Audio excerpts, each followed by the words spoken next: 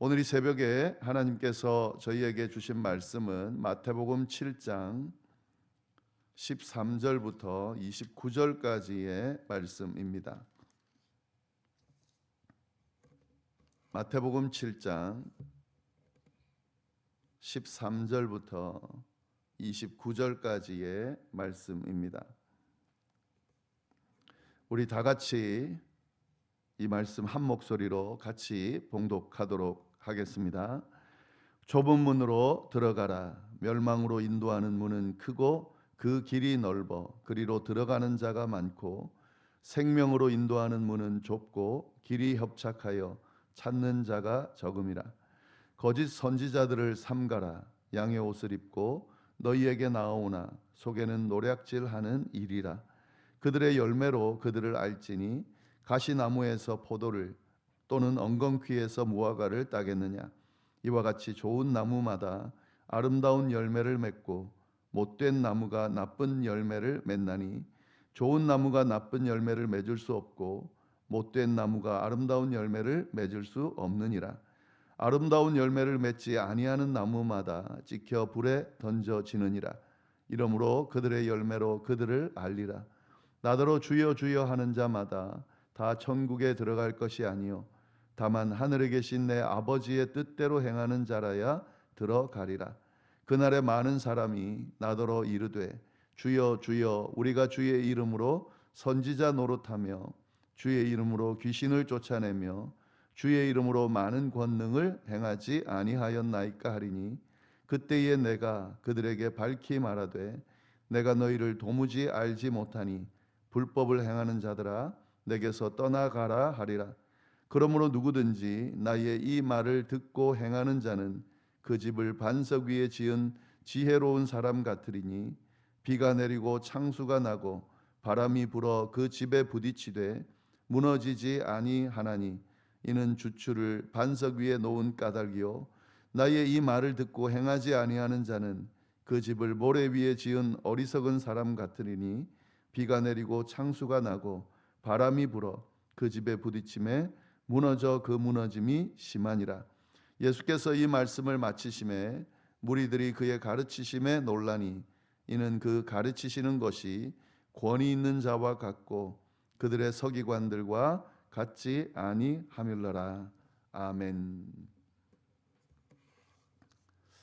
네, 마태복음 5장부터 7장까지는 예수님의 산상보훈, 산상수훈이라 그랬습니다.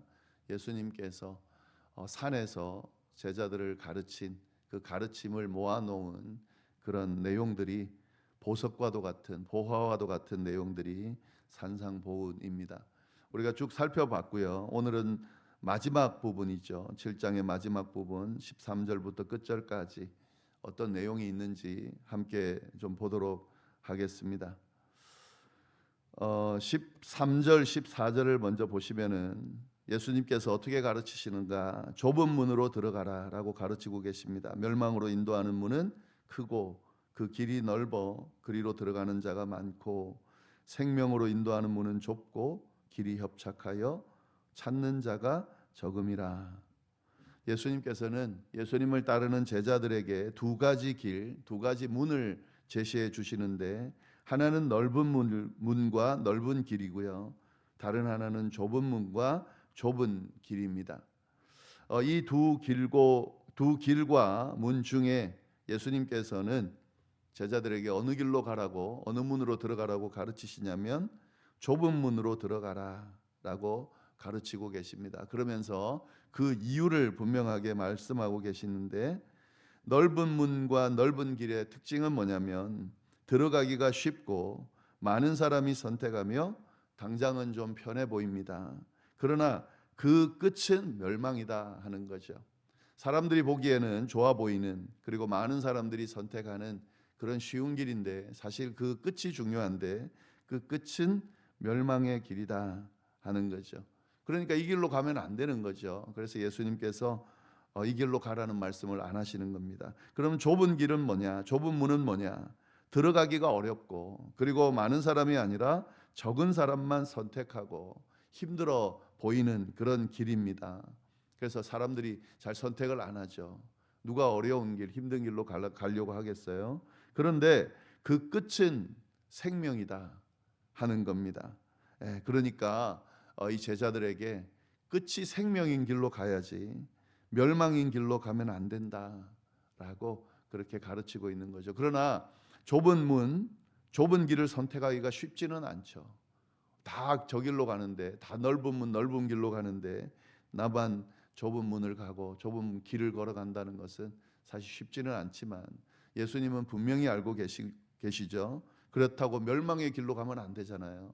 지금 당장 편하다고 해서 이 길이 멸망의 길인데, 망하는 길인데 그 길로 가는 것은 어리석은 짓이죠. 그래서 예수님께서 가르치고 계신 겁니다. 좁은 문, 좁은 길로 들어가라 하는 거죠. 그러면 넓은 문, 넓은 길은 뭐며 좁은 문, 좁은 길은 뭔가? 넓은 문, 넓은 길은 뭐냐면 이 세상 가치관을 따르는 겁니다. 내 마음대로 사는 거, 내 뜻대로 사는 거, 하나님 없이도 잘 살 수 있다고 생각하는 거, 그냥 많은 사람들, 세상 사람들이 하는 대로 흘러가는 거. 예. 저거 보니까 사람들은 다 저렇게 좋아하고 저 길을 가니까 나도 가야 되고 나도 저 길로 흘러가야지 하는 거. 예, 그게 바로 넓은 문, 넓은 길입니다. 좁은 문, 좁은 길은 그런 게 아니죠. 좁은 문, 좁은 길은 주님의 뜻을 따르는 길입니다. 세상과 구별되는 길. 특히 예수님이 걸어가신 길. 예수님이 걸어가신 길은 어떤 길이죠? 십자가의 길이죠. 예. 그런데 결국 세상 가치관, 세상 뜻을 따라가는 것, 하나님의 뜻을 따르지 않는 것은 멸망이죠. 그러나 예수님의 뜻을 따르는 것, 십자가를 지는 그 길은 생명입니다. 부활이고 생명입니다. 예. 그래서 예수님께서 좁은 문으로 가라. 결국 나를 따르라. 내가 간 그 길을 따라가라. 사람들은 많이 안 따를 거다. 그러나 제자들인 너희들은 나를 따르라. 이게 생명의 길이다. 너희를 살리는 길이다. 너희가 흥하는 길이다라고 분명하게 알려주고 계신 겁니다. 네, 그리고 이제 15절부터 23절까지 말씀을 쭉 보시면은 15절 말씀, 거짓 선지자들을 삼가라. 양의 옷을 입고 너희에게 나오나 속에는 노략질하는 일이라. 좁은 문으로 들어가라라고 가르치고 난 후에 경고의 말씀을 해주시는데, 거짓 선지자들을 삼가라 하는 거죠. 이 거짓 선지자들은 뭘 할까요? 좁은 문으로 들어가는 사람들에게 야, 이건 잘못된 길이야, 이건 고생의 길이야, 고난의 길이야, 사람들이 이 길로 가지 않잖아 라고 하면서 그들이 좁은 문으로 들어가지 못하도록 하는 그런 역할을 하겠죠. 그러니까 그 거짓 선지자들을 조심하라 라고 하는 겁니다. 양의 옷을 입고 너희에게 나오나 속에는 노략질하는 일이다. 속이려고 하는 거다. 생명의 길로 못 가게 하고 멸망의 길로 가게 하는 거다. 그러면서 이제 속닥거린다는 거죠. 속인다는 거죠. 좁은 길로 못 들어가게 한다는 거죠. 그래서 조심하라라고 경고를 하고 계십니다. 그러면 이 거짓 선지자들인지 어떤지 어떻게 구별할 수 있을 것인가? 16절부터 20절에 쭉 이야기하고 있습니다. 우리 16절부터 20절까지의 말씀을 우리 같이 한번 쭉 읽어보겠습니다. 그들의 열매로 그들을 알지니 가시나무에서 포도를 또는 엉겅퀴에서 무화과를 따겠느냐. 이와 같이 좋은 나무마다 아름다운 열매를 맺고 못된 나무가 나쁜 열매를 맺나니 좋은 나무가 나쁜 열매를 맺을 수 없고 못된 나무가 아름다운 열매를 맺을 수 없느니라. 아름다운 열매를 맺지 아니하는 나무마다 지켜 불에 던지느니라. 이러므로 그들의 열매로 그들을 알리라. 거짓 선지자들을 어떻게 분별할 수 있는가? 겉으로 보기에는 양의 탈을 쓰고 있기 때문에 거짓 선지자인지 아닌지, 일인지 아닌지를 구별할 수가 없습니다. 그럼 어떻게 구별하는가? 열매를 보면 알 수 있다 하는 겁니다. 그러니까 겉으로 보는 것이 아니라 그 겉의 모습이 결론적으로 드러내는 그 모습을 보면 알 수가 있다 하는 거죠. 좋은 나무는 좋은 열매를 맺게 되어 있고 나쁜 나무는 나쁜 열매를 맺게 되어 있다 하는 겁니다. 그러니까 거짓 선지자의 열매는 어떤 열매일까요? 당연히 거짓 열매겠죠. 나쁜 열매겠죠. 그걸 보고 분별할 수 있다 하는 겁니다. 오늘날 참된 그리스도인이냐 아니냐 어떻게 구별할 수 있을까? 기본적으로 우리가 보고 교회를 다니는 사람은 그리스도인이고 다니지 않는 사람은 그리스도인이 아니죠. 당연히. 그리고 교회를 열심히 다니고 교회 여러 가지 활동들 또 열심히 하고 말씀 열심히 보고 기도하고 하는 그 모습을 보면 더 그리스도인에 가깝죠. 그렇게 하지 않는 사람은 그리스도인이 아닐 확률이 높죠. 그러나 그거보다 더 우리가 제대로 그리스도인인지 아닌지를 분별할 수 있는 근거는 그의 삶의 열매가 어떠냐를 보면은 알 수 있습니다. 제대로 된 그리스도인이다라고 하면 그의 삶의 열매가 그렇게 합당한 열매를 맺게 되어 있습니다. 흉내만 내고 있다. 아직 완전한 그리스도인의 모습을 훈련받지 못하고 가지지 못했다. 그러면 세상 열매와 비슷한 그런 열매를 맺게 되어 있다. 행동을 보면은 알 수가 있죠. 참된 그리스도인의 모습을 보면 누구나 다 저 사람은 참 그리스도인이다. 하나님의 자녀다라고 분명히 평가할 수가 있습니다. 그러니까 거짓 선지자인지 아닌지 우리를 속이는지 아닌지는 열매를 보면 알 수가 있다 하는 거죠. 오늘날에 기독교를 가장한 그런 거짓 선지자들이 너무 많습니다. 이단들뿐만 아니고 마치 그리스도인 하나님의 사자 선지자 같이 행동하지만 그 열매를 보면은 전혀 그것과 상관없는 경우가 있습니다. 그리고 그 열매 안에 우리가 중요하게 생각해야 될 것은 뭐냐면 그 열매는 도대체 어떤 열매냐? 성령의 열매겠죠. 성령의 열매를 맺느냐 하는 걸 봐야 될 거고 회개에 합당한 열매, 그 열매를 맺느냐 하는 거고 좀 더 실질적으로 말하면 평화로우냐 아니냐, 관계를 깨냐 안 깨냐, 그리고 파괴하냐 아니냐 이걸 보면 알 수가 있습니다. 예수님은 이 땅에 오셔서 그 숱한 모욕과 치욕과 고난을 당하면서도 그가 행한 건 뭐냐면 하나님 안에서 성령 안에서 평화를 전하셨습니다. 화평을 전하셨습니다. 그런데 그렇지 않다라고 한다면 그건 우리가 심각하게 생각해 볼 필요가 있습니다. 하나님의 사자라고 하면서 관계를 깨고 이기적이고 욕심 많고 그걸로 인해서 주변을 파괴하고 하는 그 행동들은 절대로 하나님의 뜻이라 할 수가 없는 거죠. 그래서 21절부터 23절 말씀 또 연결돼서 보면은요. 나더러 주여 주여 하는 자마다 다 천국에 들어갈 것이 아니요 다만 하늘에 계신 내 아버지의 뜻대로 행하는 자라야 들어가리라. 그날에 많은 사람이 나더러 이르되 주여 주여 우리가 주의 이름으로 선지자 노릇하며 주의 이름으로 귀신을 쫓아내며 주의 이름으로 많은 권능을 행하지 아니하였나이까 하리니 그때에 내가 그들에게 밝히 말하되 내가 너희를 도무지 알지 못하니 율법을 행하는 자들아 내게서 떨어져 가라 하리라. 이 신앙 고백만으로는 정말 하나님의 자녀냐 아니냐, 구원을 받냐 안 받냐라는 것이 부족하다라고 그렇게 이야기를 하고 있습니다. 근데 여기서 신앙 고백이라는 것이 겉으로만 하는 신앙 고백을 이야기하는 겁니다. 그냥 주여 주여 말만 하는 거. 그런데 그 주여 주여라고 말하면서도 주님을 온전히 따르지 못하고 행하지 못하는 그런 행동은 여기서 우리가 오해하지 말아야 될 것은요. 그러면 행해야 구원받는 거냐? 그 말이 아니에요. 믿음으로 구원받는다고 성경이 분명하게 이야기하고 있는데 지금 이 말씀을 가지고 행해야 구원받는다 이렇게 말하면은 잘못 이해하는 겁니다. 근본적으로 믿음으로 구원을 받는데 제대로 믿는 사람은 행함까지 이어진다라는 의미입니다. 그래서 여기서 믿음으로 구원받았다라고 그렇게 내가 주님을 믿는다라고 고백을 하는데 그 고백이 입술로만 하는 고백이라는 거죠. 진짜 그의 마음속에는 그의 삶 속에는 전혀 믿음을 고백하는 것처럼 살고 있지 못하기 때문에 사실 그 믿음 자체가 옳으냐 그르냐를 다시 판단해야 되는 그런 경우다 하는 거죠. 여기 보면은 정말 신앙 고백하고 주여 주여 하면서 주님을 위해서 열심히 일하고 또 주님의 사명을 감당했다고 그렇게 하나님 앞에 이야기를 하는데 하나님께서 난 너 모른다 이렇게 이야기한다는 거죠.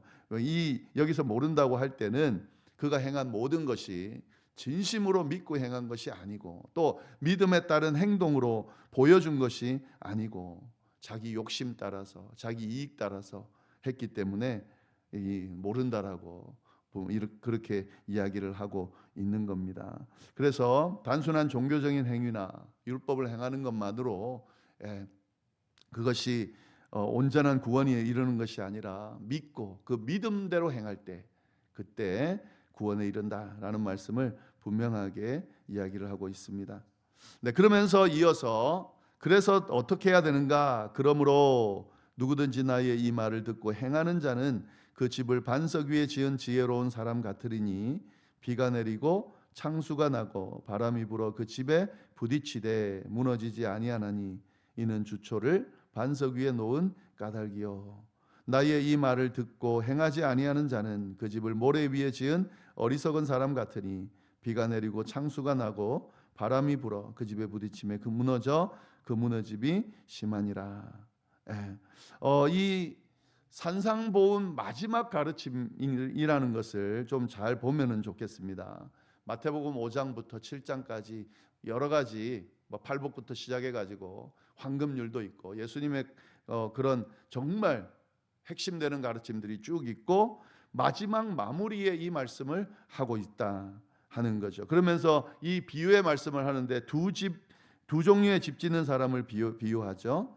반석 위에 짓는 사람과 집을 짓는 사람과 모래 위에 집을 짓는 사람이 있는데 반석 위에 지은 그런 집을 짓는 사람은 견고해서 비나 바람이나 불어도 무너지지 않는데 모래 위에 지은 집과 같은 그런 사람은 똑같은 시련이 오면 무너지더라 하는 거죠. 그러니까 이 앞에 가르친 가르침들을 너희가 듣고 이것을 행함으로 인해서 반석 위에 짓는 집같이 그렇게 믿음을 잘 세우지 않으면 모래 위에 지은 집과 같이 조금만 시련이 와도 무너지게 된다라는 말씀을 하면서 예수님께서 가르쳐 주신 그 말씀을 어떻게 받아들이고 어떻게 행할 것인지를 분명하게 이야기하고 있습니다. 저희에게도 동일하게 하시는 말씀이죠. 저희가 지금 새벽마다 말씀 나누고 수요 예배, 주일 예배 또 말씀 우리가 읽으면서 계속 말씀을 나누는데 첫 번째는 읽고 그냥 이런 좋은 말씀이 있구나라고 끝나면 안 되고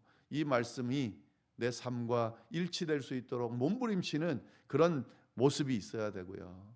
그리고 이런 열심 가운데 이것이 예수 그리스도의 그 어떤 주님께서 주신 믿음 가운데 주님 안에서의 믿음 가운데 그 말씀을 견고하게 세워서 어떤 시련에도 흔들리지 않게 세워 나갈 때 그때 온전한 이 말씀 예수님의 가르침대로 우리의 신앙을 세울 수 있는 그런 것이 된다라는 말씀을 우리에게도 동일하게 하고 있습니다. 그리고 마지막 이제 결론이죠.